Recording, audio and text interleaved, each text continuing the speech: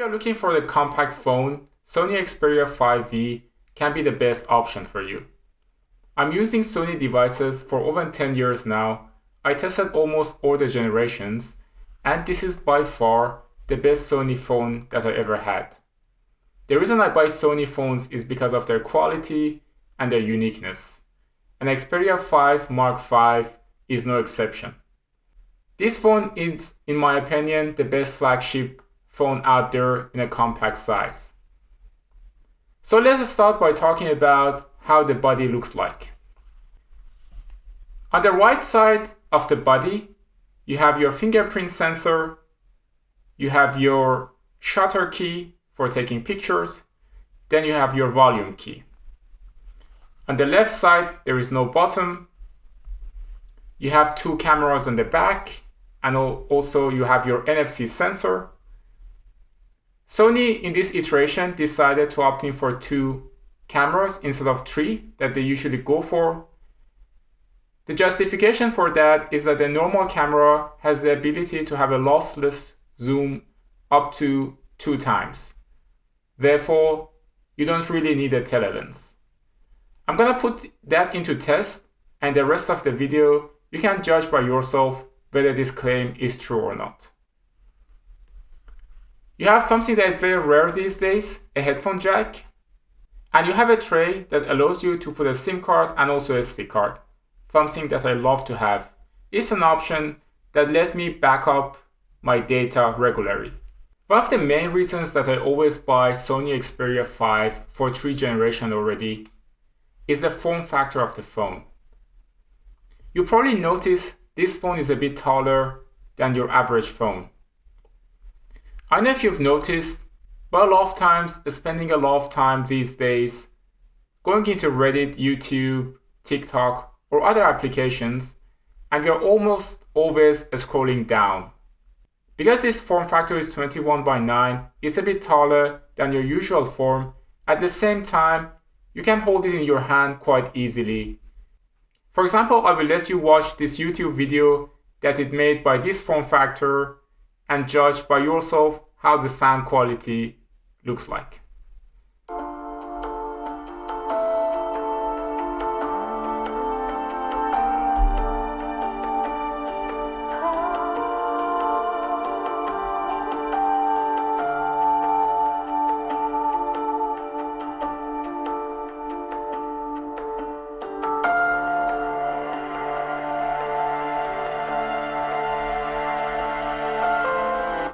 The other thing that makes this form factor quite appealing to me is how unique it makes this phone looks like.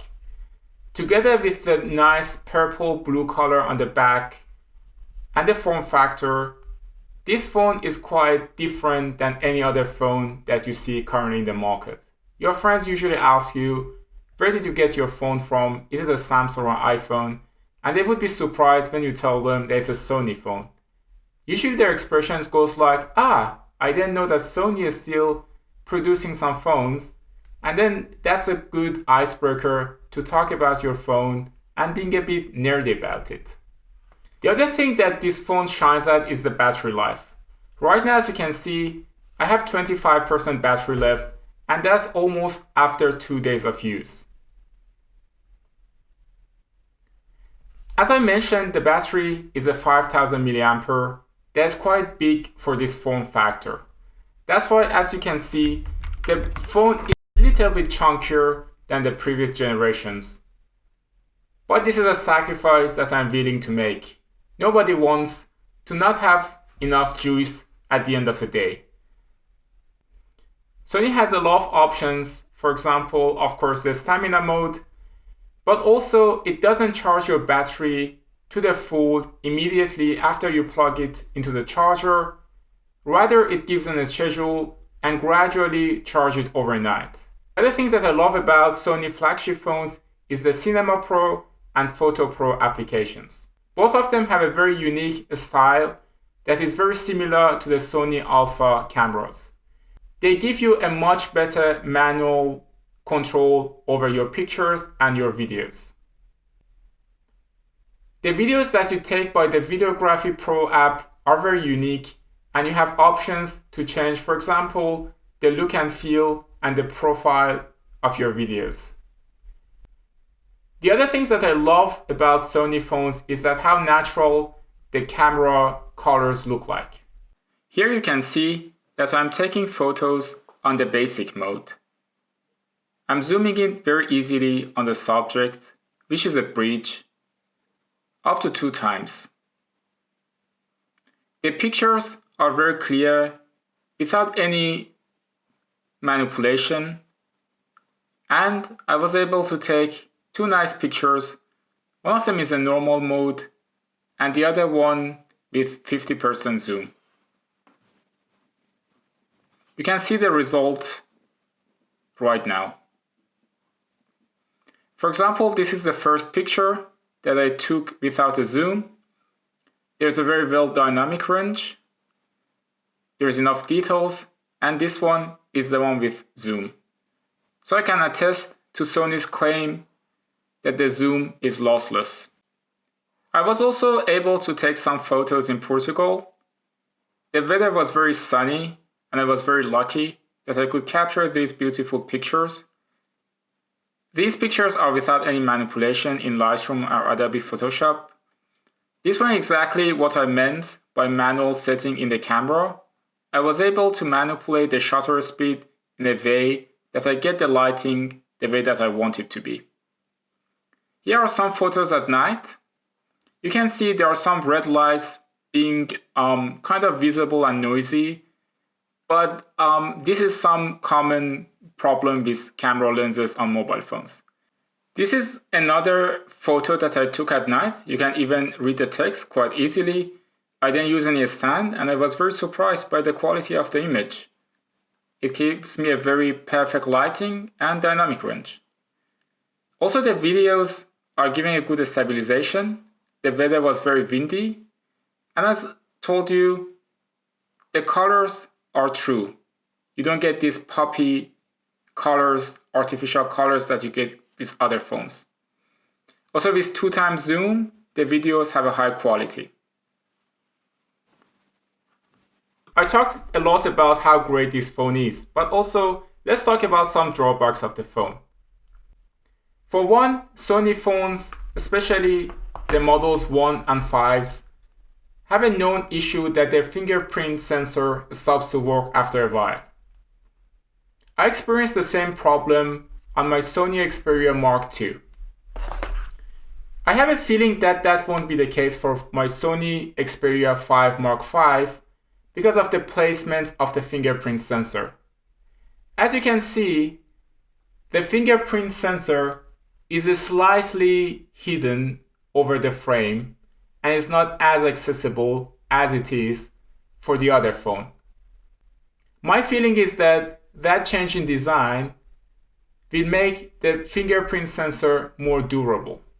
The other reasons that you may not want to buy this phone is lack of cases and accessories for the phone. It's a unique phone and not all manufacturers will create a case for it. Currently I'm using a case that is provided by Sony itself. It's quite pricey. I bought it for €30. But it's the perfect case for my use case. It doesn't provide every single edge, but I don't drop my phone often, so this protection is enough for me. It also fits perfectly into my phone. The other things that I love about this case is the option that you can just put it on your desk and watch movies. Also, Sony went for a very interesting touch. The case have a bit of a bump here, and the reason is because when you want to hold it like a camera, you will be able to do so. This also gives you a more natural feeling when you want to take pictures because the shutter button is here. You're gripping it like you're gripping a camera, and then you take a photo. The third and the last reason that maybe this phone is not for you is that if you're into a lot of updates for your Android phone.